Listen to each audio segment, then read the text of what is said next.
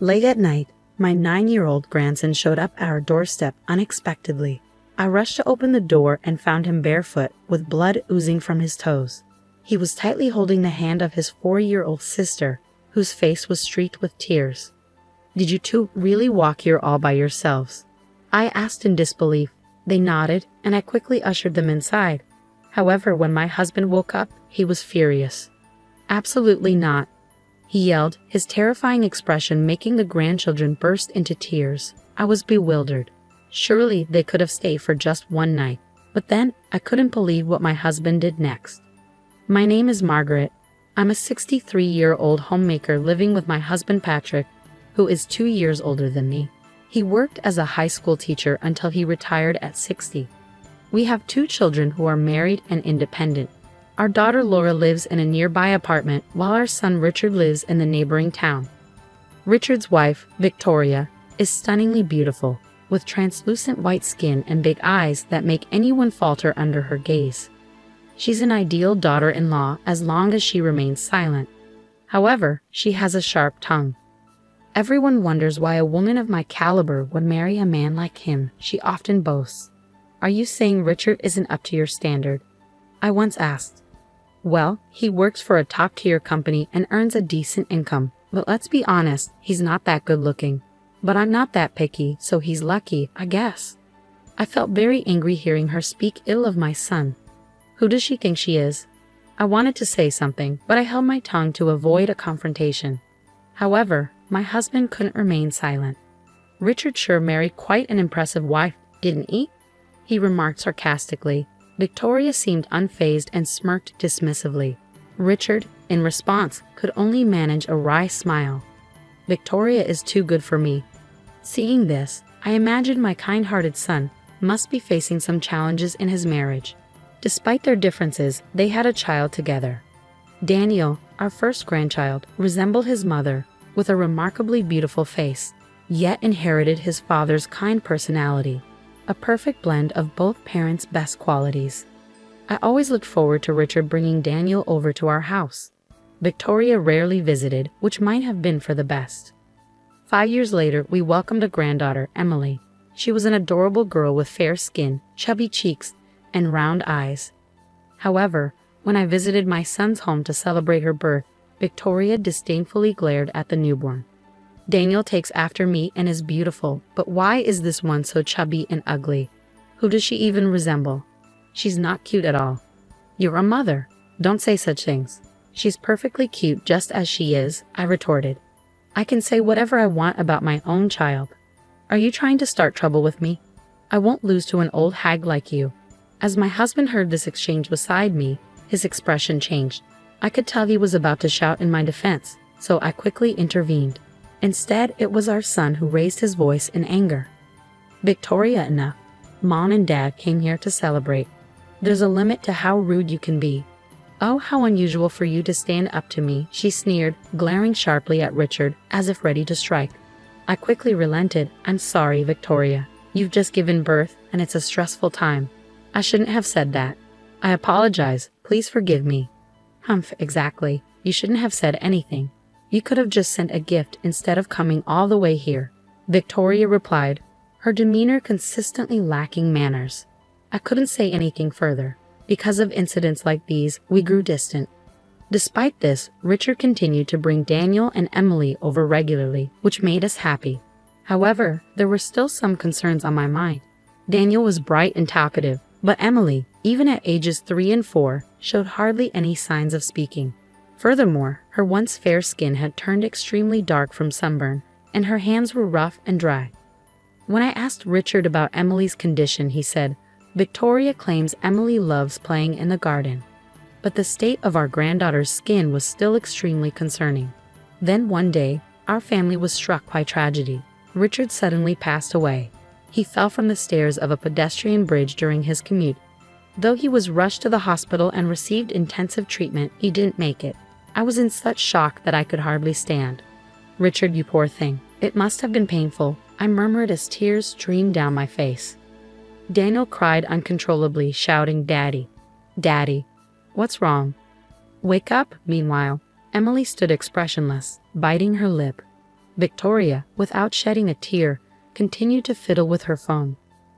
Looking back, it was a peculiar scene, but at that moment, I was too overwhelmed with grief to notice anything else. My husband received Richard's old, worn-out bag from the paramedics, which had been found beneath the pedestrian bridge. It was the bag I had bought him when he first started working.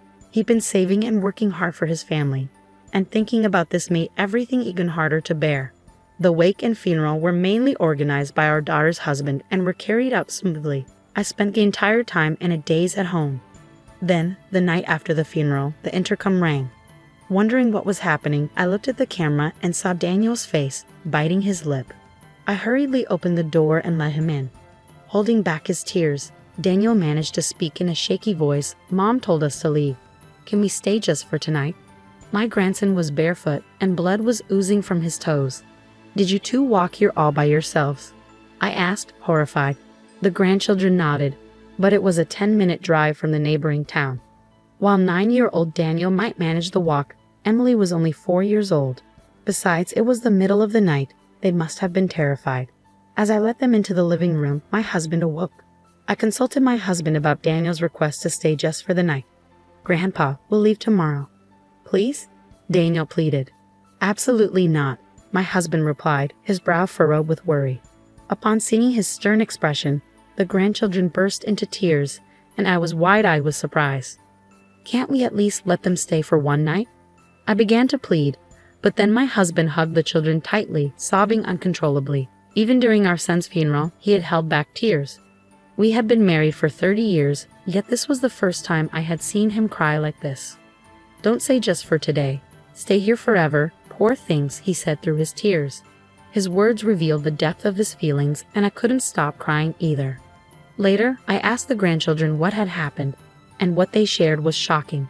Victoria, who was supposed to be a homemaker, was often out during the day, leaving the children home alone.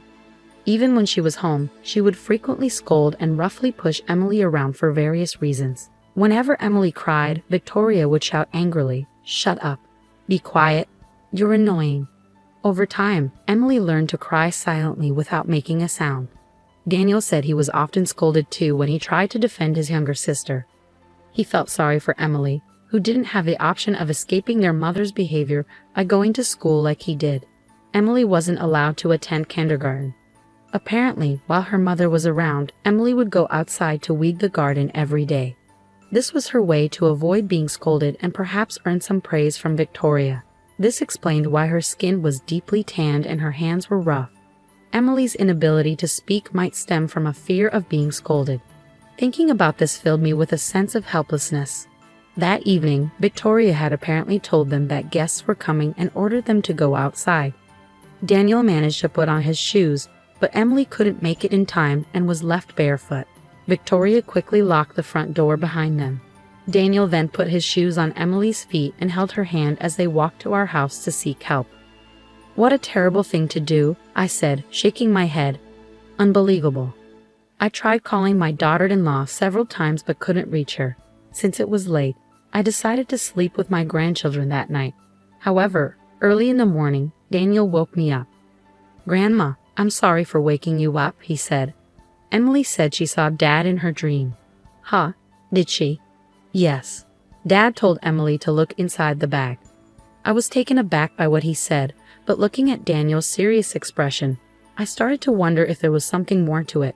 I woke up my husband and told him what Daniel had said. Still groggy, my husband was skeptical at first, but when he checked our son's bag, he exclaimed in surprise, "No way. This is outrageous. I can't forgive this." Filled with anger, we decided to take action. We quickly called our eldest daughter, Laura, who lives nearby, and asked her to come over to take care of the grandchildren. Meanwhile, my husband and I rushed to our son's house and rang the doorbell repeatedly, but no one answered. We continued to ring the doorbell persistently until my daughter-in-law finally appeared in her pajamas, looking disheveled with her collar open. "Geez, so noisy. Who the hell is it?" she snapped. At that moment, I caught a fleeting glimpse of a young man with brown hair crossing the back of the room, completely naked. I knew it. However, as soon as my daughter-in-law realized it was us, she widened her eyes and quickly shut the door. It's so rude of you to come here suddenly. Go home, she shouted aggressively from behind the door. We have something urgent to discuss. Please open the door, I insisted. I can't open it right now, she replied. Reluctantly, I opened the door with the key. Inside my son's bag, I found shocking evidence. As I rummaged through it, the young man from earlier exclaimed, "Oh no, run." He hurriedly dressed and fled from the house. At the entrance, Victoria stood defiantly, glaring at me and my husband without a trace of remorse. What the heck are you doing here? Are you already cheating on your husband the day after he passed away?